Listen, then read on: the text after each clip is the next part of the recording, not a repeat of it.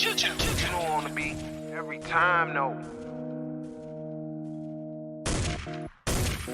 I would like to personally welcome you to Man Hour After Dark. Say that thing. While I bring you the host, Mike, Buck, and Cone. You know who coming to the stage. Sports talk than what you about to hear right here. I second that. Go.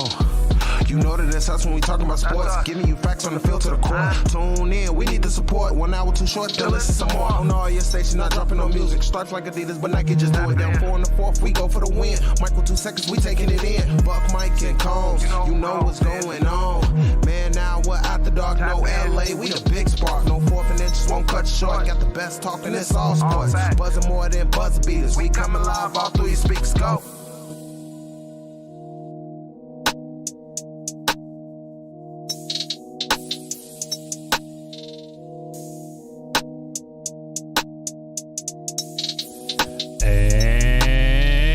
What is up, Man Hour Nation? Michael Buckhatcher here with the Man Hour. Sure to head over to manhourradio.com. Check out the merchandise page, and of course, check out the blog section as well. Got a lot of stuff happening over there on manhourradio.com. Man, the merch is fresh. We got the Stay Tomorrow Need You merch right now happening over there. All proceeds go to suicide prevention. Suicideprevention.org is where all the proceeds will go to that. We also have our Takeaway 22 merch as well to help prevent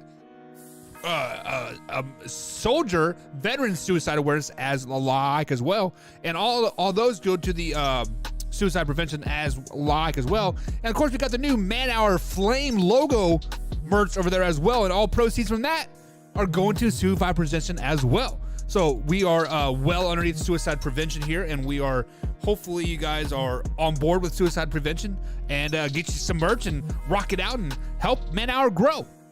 We do got a great show for you guys lined up today.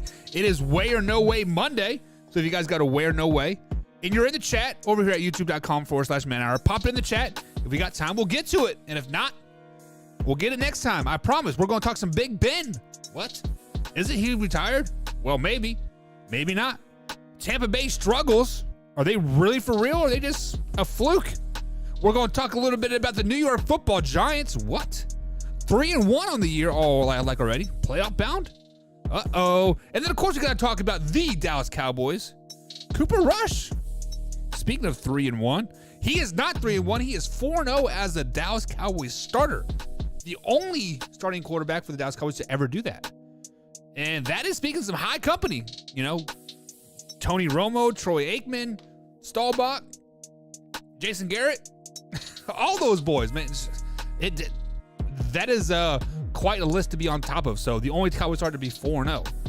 But let's get into the first Way or No Way of the night. And let's flash back to 2001. Not 2001. Let's flash back to 2021. Big Ben Roethlisberger last season as the Pittsburgh Steelers quarterback. Since then, the Pittsburgh Steelers have been struggling on the offensive side. They're pretty much anemic on that offensive side. Right now, they're ranked 30th. That's right, 30th in the NFL with just 181 passing yards per game and 97 rushing yards per game. They have officially probably benched Mitchell Trubisky and brought in Kenny Pickett to ride out the rest of the season. But that's not all about this. This is about Big Ben Roethlisberger and Mike Tomlin. This is by far one of Mike Tomlin's worst coaching seasons to date so far. Like, he is struggling on the offensive side. The defense is not terrible. I think they're still ranked in like the top 10. I should have wrote that down. I didn't. But the Way or No Way question that we're going to kick the show off with is, Way or No Way, Big Ben Roethlisberger carried Mike Tomlin his whole career. Wow. That is a very, very bold statement, and that's not coming from me. That is coming from our trash talk groups over at facebook.com, and it is in the Pittsburgh Steelers fans group, and they said they are fed up with Mike Tomlin. Whoa. I don't understand how you guys are fed up with Mike Tomlin. I mean, he's struggling a couple games here. You guys beat the Cincinnati Bengals, a division rival, and you kind of shit the bed since, but that is besides the point. So then I got to thinking here. Big Ben last season as a NFL professional athlete, he was very much a shell of himself, right? He was terrible. let's just be honest. He was flat out terrible. He couldn't move. He could barely throw the ball down the field, yada, yada, yada. However, they were still ranked 22nd in the offensive production the last season with Big Ben. 229 yards passing per game and 93 yards rushing with a rookie Najee Harris and Benny Snell. So to say that Big Ben carried Mike Tomlin, man, that is tough saying. But then we see what Mike Tomlin inherited his first year as a NFL coach. He had a rookie Ben Roethlisberger, right? He had the bus. He had Ryan Clark. They had a hell of a team. Now, Mike Tomlin has never had a losing season in the NFL, but this is his first year without Big Ben as well. So, way or no way, Big Ben carried Mike Tomlin through his NFL career thus far. And right now, the proof is kind of in the pudding. Right now, I'm going to have to say way. Week 4 of the NFL season, I'm going to have to say way. Big Ben, a Hall of Fame quarterback, has carried Mike Tomlin. I am agreeing with the Pittsburgh Steelers fans out there. They are fed up with their coach, and they don't think that he is really the real deal, and I kind of have to go on board with this. Definitely a way. So here in the chat, guys, let me know where no way did Big Ben carry Mike Tomlin through his NFL career thus far. I'm kind of curious to see what you guys have to say about that. What's up, Alpha Rob? I see you in the chat, my man. He says, what's up, Buck? And I say, what's up, Alpha Rob? And he says, way. Big Ben has carried Mike Tomlin.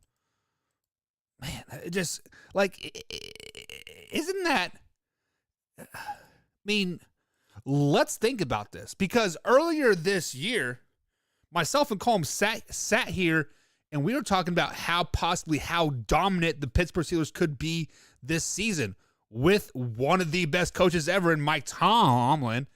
And now 4 years into the season, or four weeks into the NFL season, without Big Ben, we're saying that he was carried all of his NFL career. His tenure as the Pittsburgh Steelers head coach, we're saying he's been carried. And it's there, isn't it? It's there. Man, like, I cannot wait to clip this and see what people really have to say. If they're really just heat of the moment, oh man, we lost another game. Kenny Pickett threw an interception, yada yada, his first play of the game. Like, maybe it's just the heat of the moment. Overreaction Monday, right? Maybe, but who knows? Who knows here? Topic number 2, way or no way, number 2 of the night. The Tampa Bay Buccaneers definitely struggled versus the Kansas City Chiefs first half of last night's game. However, second half was a totally different story. They ended up losing that game 41-31. They threw a Hail Mary at the last play of the game.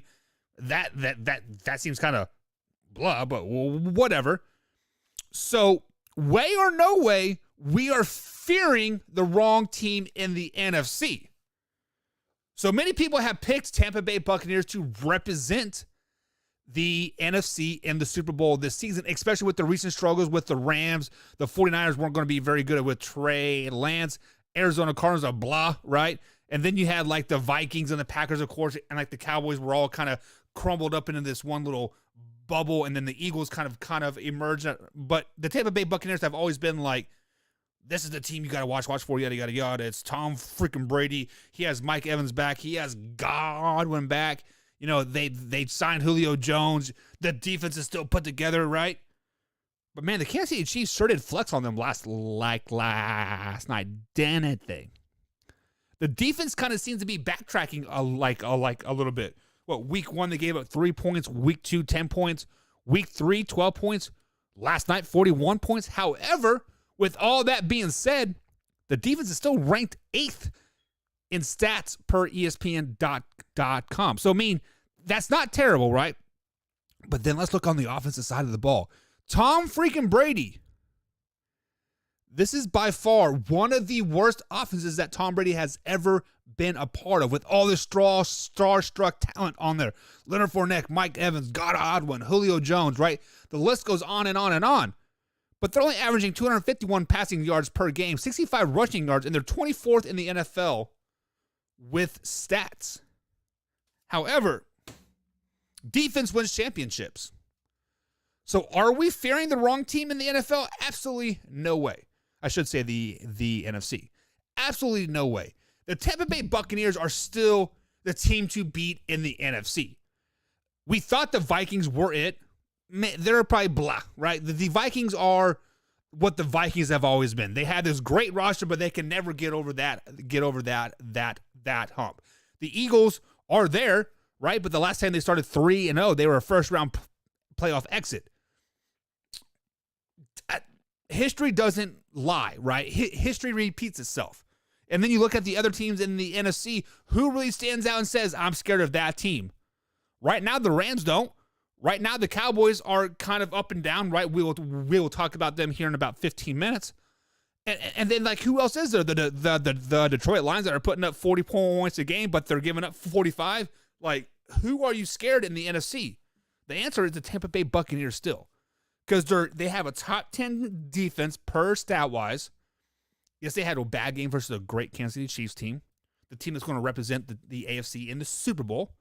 And their offense will get better, right? Julio Jones was hurt. Mike Evans was suspended. What they need to go back to the bread and butter. Run the damn ball. I mean, they're only rushing the ball 65 yards a game.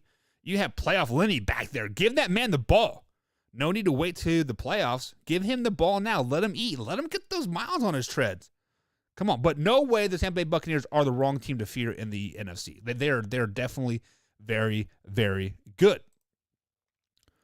So, Rob, I see your question there. And Alpha Rob says, who has Mike Tomlin drafted to make you say, wow?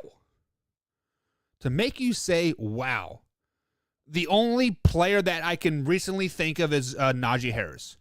I think Najee Harris will be a top 5 receiver or a running back in the NFL at some point. Maybe it's this year. Maybe he has his coming out party this year. I mean, he did draft Antonio Brown. He makes you say, wow, just the wrong type of wow, right? Like, wow, what is this guy doing? But he has never had that great draft class, but he's never really had a bad draft class either. So does that fall on Mike Tomlin, or does that fall on the general manager, or does that fall on just who do you need, right? Who do you need as to fill spots, right? They never needed that guy. They just needed to plug some spots here, right? When Plaxico Burress was like retired, we needed Antonio Brown. So we're going to draft this guy. I mean, they never needed that wow guy because they've always had a pretty solid team, in my opinion. But my opinion only matters on the man hour, apparently. I'm totally kidding. I'm totally kidding. You guys are here for my opinion, and my opinion is great. The next way or no way of the night. We're skimming through the show pretty quick tonight because Monday Night Football, baby. 49ers versus the LA Rams. The 49ers are 6-0 versus the Rams in the regular season as Kyle Shanahan has taken over. But lost the game that matters, right? Lost the game that matters. Anyways, the next way or no way of the night. The New York Football Giants have officially improved to 3-1 on the season. Saquon Barkley is back. Averaging about 115 yards per game. He has 4 touchdowns, I do believe it is. 2 receiving, if I'm not mistaken. And Daniel Jones is still kind of playing Daniel Jones, but however, he is hurt with that high ankle sprain. Tyrod Taylor, his backup, got hurt his second play in the game, so he's officially out. But way or no way, the New York Football Giants are a playoff-bound team. So when we look at history here, 3-1 teams in the NFL historically make the playoffs. They have an 80% chance of making the playoffs when they are 3-1 through 4 weeks of the NFL season. And that's exactly where the New York Giants do sit. And then we look at this Giants schedule moving forward. Like right now, they're sitting at 3 wins. So I was looking at their schedule and I pulled out 5 very winnable games for them. We're going to put the Seahawks there. We're going to put the Texans there, the Commanders twice, and then the Colts. I think the Colts are complete trash right now. So if we add those 5 wins into the 3 that they've already had, that puts them at 8 wins on the season. And then if we look at their rest of their schedule, right, they have the Eagles, they got the Cowboys, they got the Packers, they got the Ravens. As my computer tries to load here, So, I mean, they like I said, like this week they got the Packers, they got the Ravens, they got the Jaguars, they got the Lions, they got the Cowboys again, they got the Vikings, and they got the Eagles. So out of those 6 games there that we just named off there, besides the 5 that I have mentioned, I think they could steal 1 or 2 of those wins, whether it be from the Lions, whether it be from the Eagles, last game of the season. Eagles might be resting all their players like the way they're going. They might be resting all their players by week 12, right? Hell, they could still steal one from the Ravens. Just let the Ravens get up 17 points and they're going to lose that game. I mean, the Jacksonville Jaguars kind of took a couple steps back this week. Trevor Lawrence kind of looked like bad, but I mean, in the end, all you really got to do is win about 9 to 10 games, and they have 5 very winnable games they should win if they perform like they have been this season, and they still won, if not two games. Yeah, I mean, like, they are definitely a very capable playoff team. However, when you have to start thinking we have to steal a game here, we have to steal a game there to get to that 9-10 win mark, that is not a playoff caliber team. Now, they might sneak into the playoffs with some miracle 7-way, 7th-place tie, and they get like the head-to-head tiebreaker because they beat the Commanders twice or something like that, right? Like, I could definitely see that happening. But Giants, a playoff-bound team, I want to go with no way on that, because I do not think that they can continue the success that they've had. Yes, they beat a okay Titans team. Panthers are blah. They lost to a damn good Cowboys team, and they beat a horrible Chicago team. So really, who have they played besides the Dallas Cowboys? Nobody, right? Let's just be honest. They beat 3 bad teams. Now, those 5 games that I wrote down, they are very capable winning those games. Will they? No. They will not sweep the Commanders. They will not beat Houston. Hell, they may not even beat the Colts. I mean, we are still only looking about a 5 to 6 win team here. They are there. They have the talent. They are a very, very good talent-wise team. On paper, they should win a lot of games. But unfortunately, they have a $72 million wide receiver sitting the bench. Unfortunately, they have Daniel Jones at quarterback. Unfortunately, Saquon Barkley is a ticking time bomb. When is he going to miss some games? He can only carry the team for so long. So no way the Giants will make the playoffs this season. Now, I do like them. I like them, even though I'm a Cowboys fan. I like them to possibly make some noise, ruffle some feathers, upset some teams. But they're not going to beat the teams that they're supposed to beat. And that makes you a non-playoff team. No way, no way, no way. Alpha Rob says, I don't think the Giants are that good yet to be counting wins. So basically, Alpha Rob is saying that you cannot circle this game, oh, this is going to be a win. Just like what I was doing. Seahawks win, Houston win. The Giants are not there yet to be that team. Hell, this year in the NFL, if you really want to sit down and think about it, there is so much parity from top to the bottom. Like, you really can't circle any week and say, this is a win. This is a win. Like, it's just not there this year. Like, it's just not. And, I mean, honestly, that's great for topics, to stuff to talk about. But as a betting man, like, that sucks.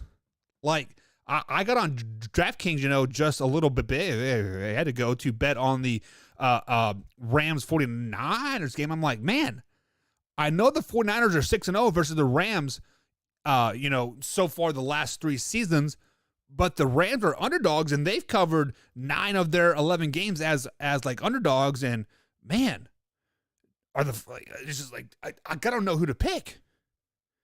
I mean, obviously I picked the 49ers because 6-0, they're at home. I like Jimmy G, yada, yada, yada.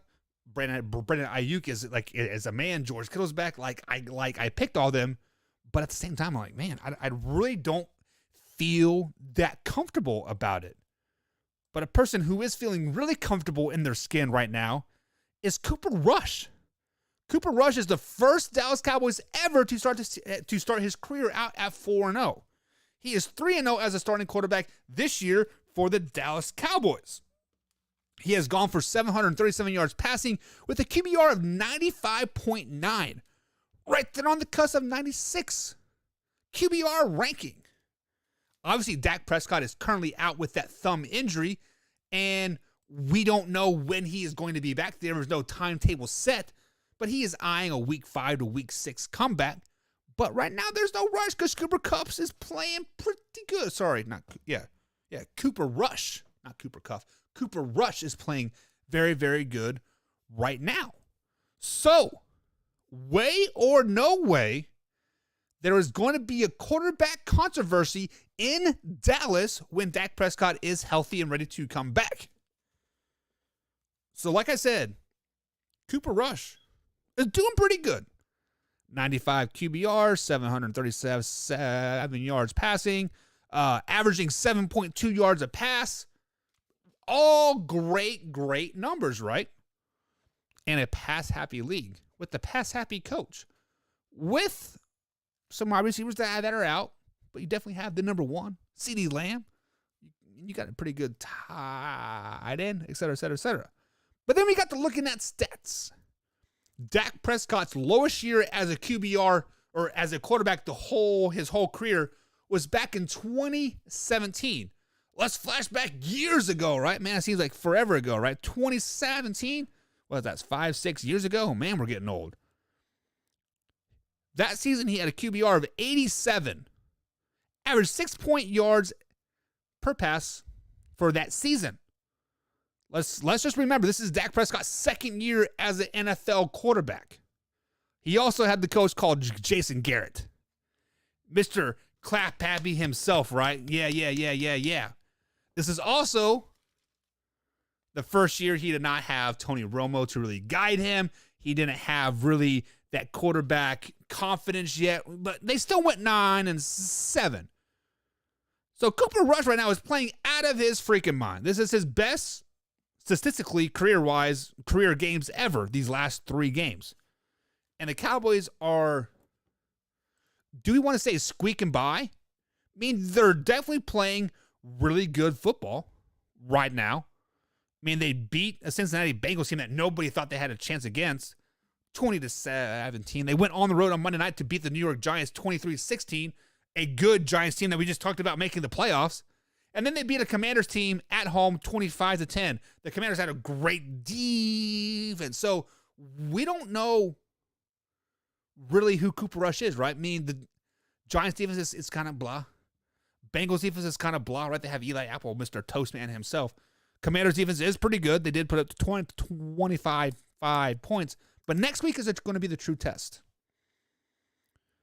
Travel to LA to take on the Rams. A really, really good Rams team. They could be down in the rankings all they want, but they're still a really, really good team. So where, no way, there's going to be a quarterback controversy if and when Dak Prescott is healthy? No freaking way. There is no way there's going to be a quarterback controversy at all. Why? Because you can't afford to pay $100 million man to sit at the bench. Like, it is what it is, right? It is what it is. Just like my man Taylor Heineke said when they brought in Carson Wentz. Do you think you have a chance to battle for the starting position? He flat out said no. They're not going to pay a man $17 million and me $2 million and let $17 million just sit the bench. Like, that's not going to happen. They're not going to let $65 million Dak Prescott sit the bench. Dak Prescott is a superior quarterback than Cooper Rush. There's a reason why Cooper Rush has been on the Dallas Cowboys 3 different times. It's been cut 3 different times. Like, the proof is in the pudding. It's chocolate pudding, and it's not very good. Chocolate pudding is the worst. Fight me. manhour_Buck, Twitter machine. Chocolate pudding's trash. But no way there's a quarterback controversy at all. No way. Alpha Rob says, way there's going to be a quarterback controversy when Dak comes back. And Dak's fans on his, you know what? On his nuts? Way is going to be a quarterback controversy when Dak comes back. Dallas fans are on his nuts. Are you talking about Cooper Rush's nuts? I mean, of course they're on Cooper Rush's nuts. I mean, he's 3-0 as a starter. He is like, when Dak Prescott first went down, Alpha Rob, me and Combs sat here and said that if the Cowboys go 500 in Dak Prescott's absence, they are winning at this point. So even if Dak Prescott still misses 2 more games at the Rams, at the Eagles, they're still coming out ahead. They'll be 3-3 on the season, and 600 with Dak Prescott out. So, and then they got some very winnable games after the Eagles. I mean, they play the Lions, they play the Bears, they play the Packers, they play the Vikings, Giants. I mean, it's like it is a very, very a lot of winnable games. So get Dak 100% healthy. Like, there is no need to rush him back. But to say there's a quarterback controversy, I mean, that is like saying Lamar Jackson is a really good quarterback. It's just, it is freaking asinine. It is freaking asinine. Like, let's just be honest. Because Dak's first home game back, he throws a pick. Boos are coming. So Dak's first home game would be October 23rd versus the Detroit Lions.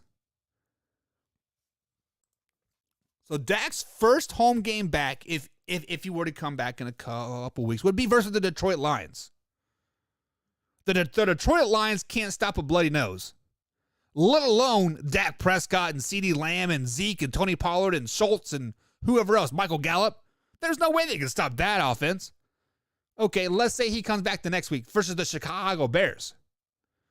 Yes, the Chicago Bears do have a pretty good defense, but when your offense is as trash as they are, you jump out them like on them early, you can play loosey-goosey. There is no way he's getting booed.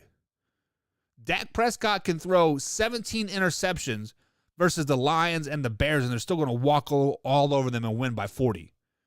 Well, maybe not versus the Lions, but it'd be like a 50-41 game. The Bears will probably be 40-12. Like, Dak is ass. Come on. Dak Prescott is a top 10 quarterback in the league, man. Like, stats don't lie. The stats don't lie. Stats sometimes do lie, but not for Dak Prescott. Ooh, excuse me on that. Sprite hit the spot different. Man, I am hungover, I'm not going to lie. Combs' wedding, man, tore me up.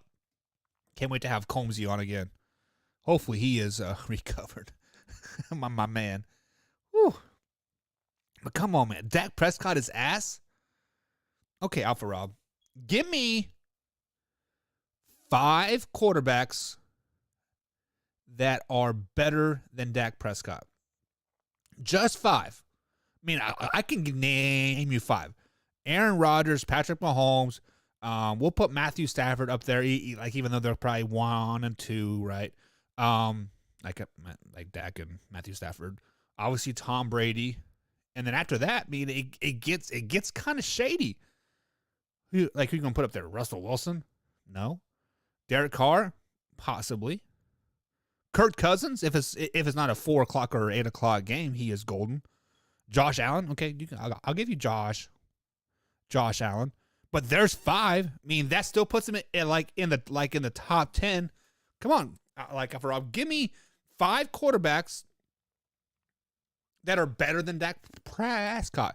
Because when you say ass, I assume he's out of the top 10 as far as quarterback wise goes.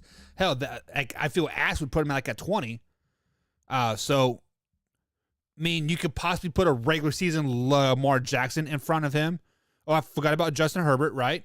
Okay, so he said Josh Allen, Patrick Mahomes, Tom Brady, Aaron Rodgers, and Josh Herbert. Yeah, I mean, that's a very good list, but that's still only 5.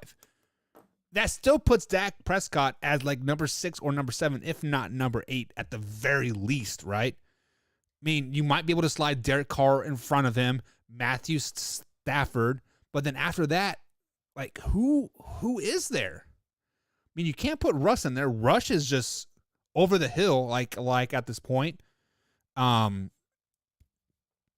Lamar Jackson, he is a good regular season quarterback, but is he better than Dak? I don't think so. They might be pretty neck and neck. He is not clutch. He doesn't have to be clutch when he has a great defense behind him. Their defense right now is lights out. Their defense statistically is number 5 in the NFL. Number 5.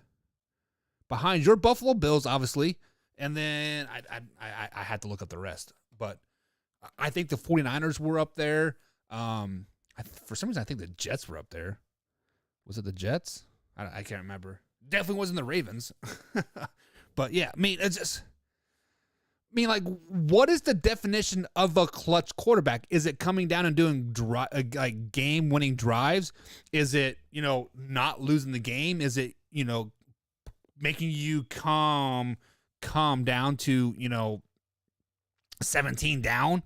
So does that mean Tua's clutch? Does that mean who else did the Ravens lose to? Does that mean, was it the Jets they beat? Does that mean Zach Wilson's clutch, or was it Joe Flacco clutch? I mean, like, what is the definition of clutch?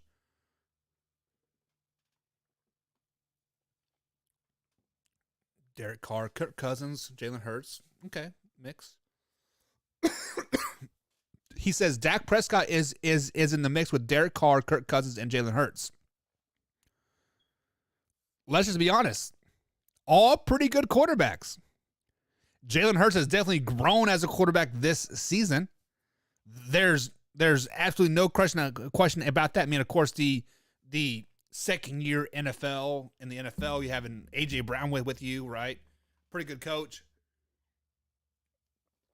Derek Carr consistently improves every year. Kirk Cousins is great at 1 p.m. Just don't let him play any time else. But 1 p.m., Kirk Cousins is pretty much undefeated. He says the definition of clutch is to get points when needed.